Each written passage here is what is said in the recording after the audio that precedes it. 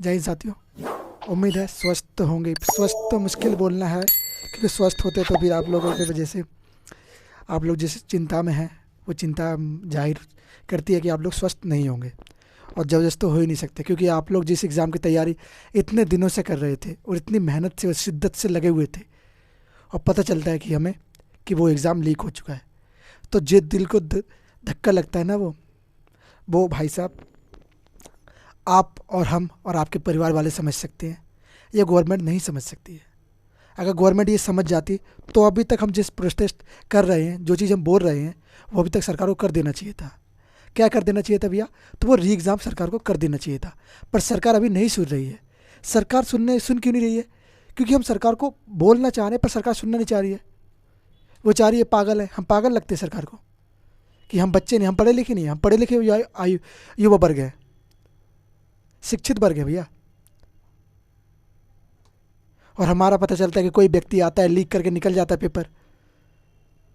दुख होता है ना आंखों को, इनको दुख होता है। हर बच्चे की एक उम्मीद लगी होती है कि एक सरकारी जॉब मिलेगी, फैमिली खुश हो जाएगी उससे। हर फैमिली की उम्मीद रहती है कि एक मेरा बच्चा एक सरकारी जॉब लग जाएगा। हर समय यूपी में यही सा हाल होते हैं। कितनी बार हमने देखा कि हर बार यूपी में पेपर लीक होता है। अभी पिछले कुछ दिनों में आर ओ का पेपर लीक हो गया। 2017 में पेपर लीक हुए, सीटर का पेपर लीक हुआ, UP board English paper leak हुआ। कब तक ऐसे चलते रहेगा भाई साहब? कब गवर्नमेंट ही सुधरेगी? कब गवर्नमेंट को पता चलेगा पेपर लीक कैसे रोका जाए?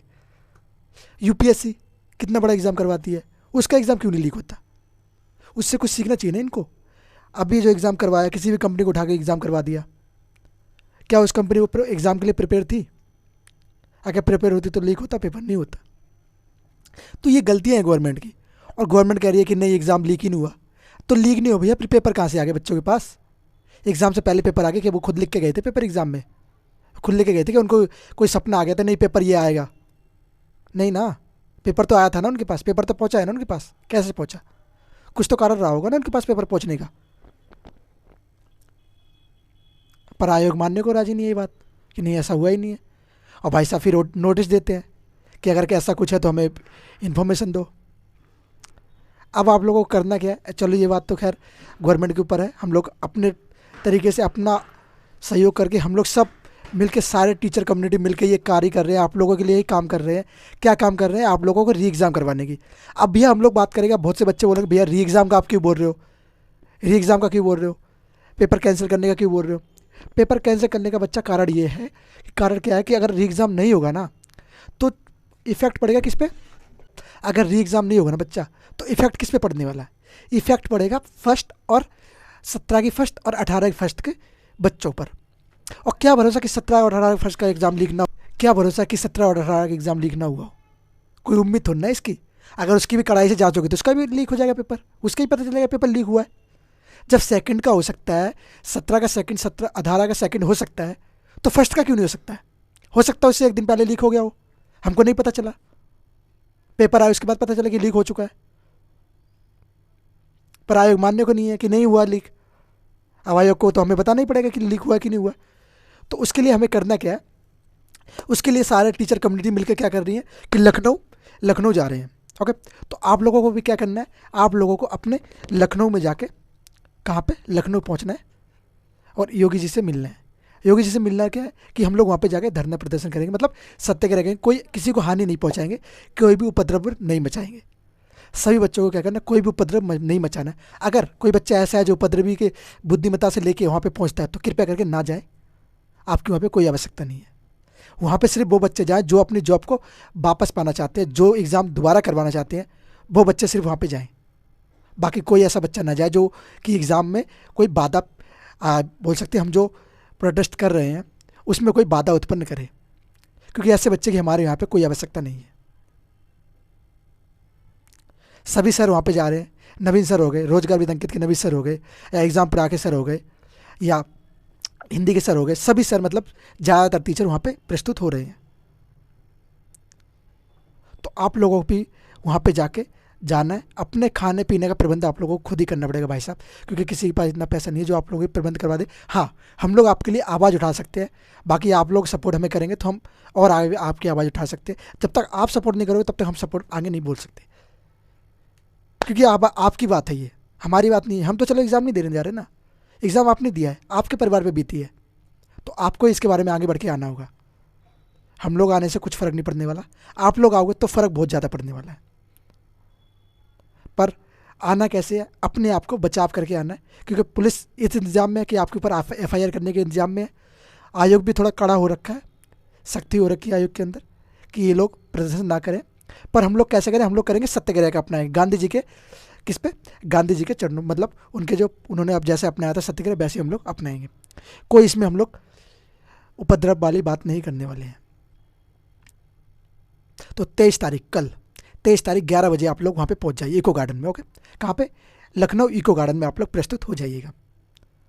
अपने खाने पीने का प्रबंध आप लोग करके आइएगा, और हो सके बिस्तर और एक आधी कपड़े आप लोग लेके आइएगा, क्योंकि क्या हो सकता है कि वहाँ पे शायद 1-2 दिन आपको रुकना पड़े। आयोग इतनी जल्दी मानने वाला है नहीं, आयोग को मनाने के लिए हमें कुछ ना कुछ करना पड़ेगा। और हो सके तो एक बैनर बना के लाइए अपने A4 साइज शीट में, क्या लिख के लाना उसमें, यूपी पुलिस री एग्ज़ाम। ओके, यूपी पुलिस री एग्ज़ाम, ये सब आपको लिख के लाना है। अब बात करें, थोड़ा बोर्ड पे देख लेते हैं क्या करना है हमें। सत्याग्रह लखनऊ इको गार्डन में। ओके, री एग्ज़ाम आपको करवाना ही होगा, क्योंकि री एग्ज़ाम नहीं करवाओगे तो काम नहीं बनने वाला बच्चों का। तो मेरी योगी जी से हाथ जोड़ के आग्रह है कि कृपया करके बच्चों का री एग्ज़ाम जरूर करवाएं। अगर री एग्ज़ाम नहीं होगा ना तो बच्चों की फैमिली और बच्चों का भविष्य बहुत बड़ा, बहुत से बच्चे ऐसे सोच रहे हैं दिमाग में कि मैं नहीं मर जाऊँगा मैं, क्योंकि बच्चों का नुकसान हुआ है यहाँ पे।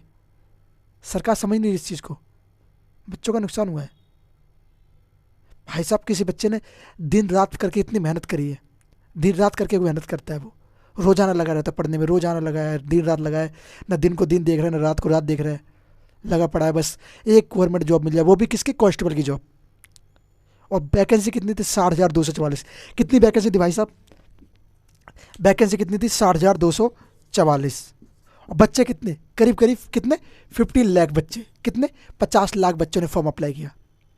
अब 50 लाख में ये 44,200 कौन शामिल होंगे, इसमें वही शामिल होंगे ना जिसके पास पेपर पहुंच चुका है। और भाई साहब उस बच्चे को कुछ आता नहीं, वो पेपर में अगर आयोग में बैठेगा और पेपर देगा और गवर्नमेंट जॉब में जब वो आएगा तो क्या करेगा, आपको पता है वो व्यक्ति वही करना है, क्योंकि उसको पता है कि वो तो वैसे ही पास हो गया है, उसको क्या फ़र्क पड़ने वाला है। फिर वो आते फिर बोलते हैं कि वो करता है कि करप्ट हो गया, करप्ट हो गया, वो जाहिर सी बात है करप्ट हो गया। जब करप्ट हो गया वो पेपर के अंदर आया है, आयोग के अंदर वो आया है, तो करप्ट हो गया। जब आयोग के अंदर आया तो वो आयोग में करप्ट कार्य करे तो उससे क्या फ़र्क पड़ने वाला है। तो इससे बढ़िया उसको पहले ही रोक लिया जाए तो वो अच्छी बात है, वो अच्छी बात है ना, पहले रोक लिया जाए तो बढ़िया रहेगा, नहीं तो फिर बहुत मुश्किल होने वाली है आगे जाके।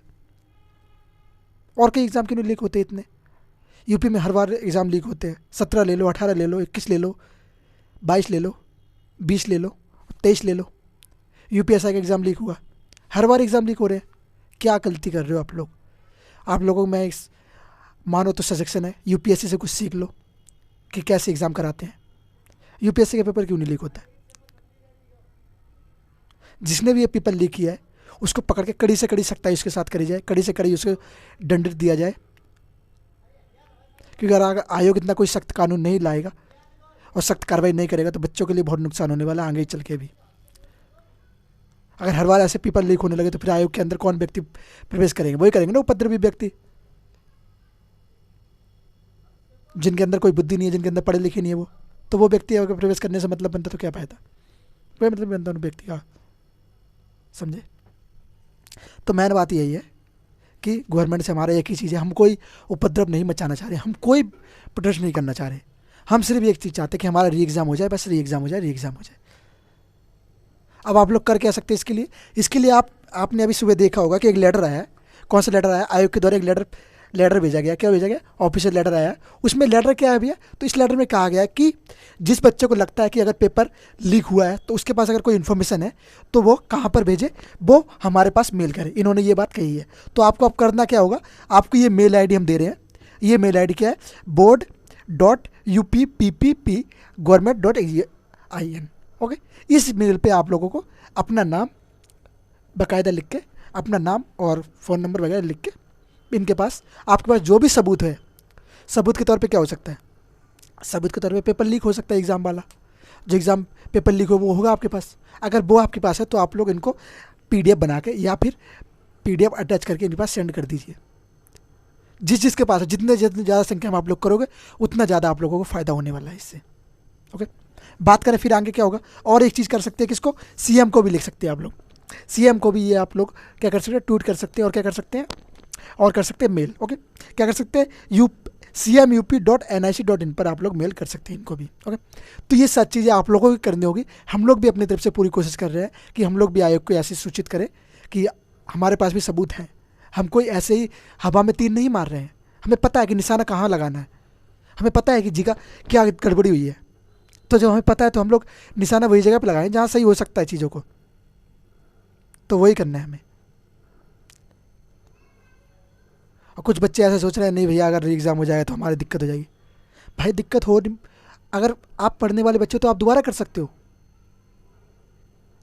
आपकी एक दिक्कत की वजह से बाकी बच्चों को कितना प्रॉब्लम होने वाला है। आप फिर आप उन बच्चों में शामिल हो जाने वाले हो जिनके पास पेपर पहुंच चुका है। भले ही आपने मेहनत से किया हो, पर आयोग को और लोगों को क्या लगेगा, किसी पास पेपर पहुंच गया था तो आपने मेहनत करी थी पर आपकी मेहनत सफल नहीं हुई। तो आपको सिर्फ यही करना है कि अब आपको भी एक काम करना है कि री एग्ज़ाम, री एग्ज़ाम, री एग्ज़ाम, बार बार एक ही चीज़ बोल रहा हूँ, री एग्ज़ाम, री एग्ज़ाम, री एग्ज़ाम। री एग्ज़ाम से ही आप लोग आगे बढ़ने वाले, नहीं तो नहीं बढ़ने वाले। ओके, तो इको गार्डन लखनऊ 11 बजे प्रस्तुत हो जाएगा। आप लोग अपने दोस्तों के साथ जो जो एग्ज़ाम दे रहे हैं और जो भाई आर वाला, अगर वो लोग भी शामिल होना चाहते हो आप लोग भी शामिल हो सकते हैं।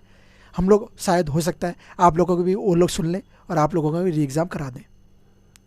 ओके, कोशिश ये है कि सबका री एग्ज़ाम हो जाए, क्योंकि किसी के साथ भी कोई बोल सकते कोई एक तरीके का वो ना हो, नुकसान ना हो किसी का भी। ओके, तो उम्मीद है जो मैंने बताया वो सारी चीज़ आप लोगों को समझ में आ गई होगी। लाइक शेयर सब्सक्राइब करना मैं नहीं बोलूँगा, क्योंकि यहाँ पे अपने हक की बात है और लाइक शेयर सब्सक्राइब की बात नहीं है। आप लोगों की मर्ज़ी है, जो करना करो, कोई दिक्कत नहीं है। सब्सक्राइब करना, लाइक करना, शेयर करना, जो भी करना, पर हाँ शेयर ज़रूर कर देना। शेयर करोगे तब दोस्तों के पास पहुँचेगी, वो समझेंगे कि चीज़ कहाँ पहुँचना है, कब पहुँचना है, कितने बजे पहुँचना है। शेयर जरूर कर देना अपने दोस्तों के पास, बाकी कुछ मत करो। अपना इंस्टाग्राम पे, व्हाट्सएप पे, रील पे, कहीं भी शेयर करो, सब जगह शेयर कर दो इसको। ओके, चलिए, उम्मीद है ये सारे समझ में आ गई होगी। आप लोगों को क्या करना है, कैसे करना है, सब में मैंने बता दिया है। कोई भी आप लोगों को उपद्रव में नहीं मचाना, आराम से शांतिपूर्वक आप लोगों को सत्याग्रह का प्रयोग करके वहाँ पे आप लोगों को अपनी बात रखनी है। ओके, तो चलिए मिलते हैं नेक्स्ट वीडियो में, और उम्मीद है आप लोगों को एग्ज़ाम कैंसिल हो जाएगा और ये एग्ज़ाम हो जाएगा।